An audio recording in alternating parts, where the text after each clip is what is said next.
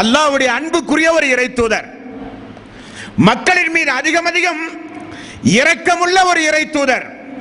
அல்லாஹ்விடத்திலே பிரார்த்தனை செய்தார், யா அல்லாஹ், எனது சமுதாய மக்களை அவர்கள் செய்கிற பாவத்திற்காக உடனுக்குடனே தண்டிக்காதே, அவகாசம் கொடு, திருந்துவதற்கு, தௌபா செய்வதற்கு, பிரார்த்தனை செய்வதற்கு.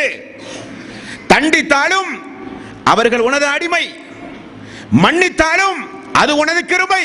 ரசூலுல்லாஹி ஸல்லல்லாஹு அலைஹி வஸல்லம் அவர்கள் சொன்னார்கள். வாய்ப்பை வாங்கி தந்தார்கள் அல்லாஹ்வுடைய ரசூல் நமக்காக.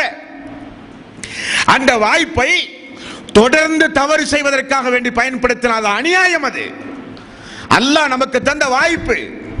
பாவம் செய்தால், தெரியாமல் பாவம் செய்தால் பிரார்த்தனை செய்வதற்கு அல்லாஹ் தந்த அவகாசத்தை, அல்லாஹ் தந்திருக்கிற வாய்ப்பை அவனுடைய பூமியில் இருந்து கொண்டு அந்த வாய்ப்பை எல்லாம் உதாசீனப்படுத்தி கிடைக்கிற வாய்ப்பை எல்லாம் தவறு செய்ய நாம் முற்பட்டால் அல்லாஹ் சொல்கிறான், உடனுக்குடனே தண்டிக்கவெல்லாம் மாட்டேன். ஆரம்பத்தில் அல்லாஹ் என்ன சொன்னான்?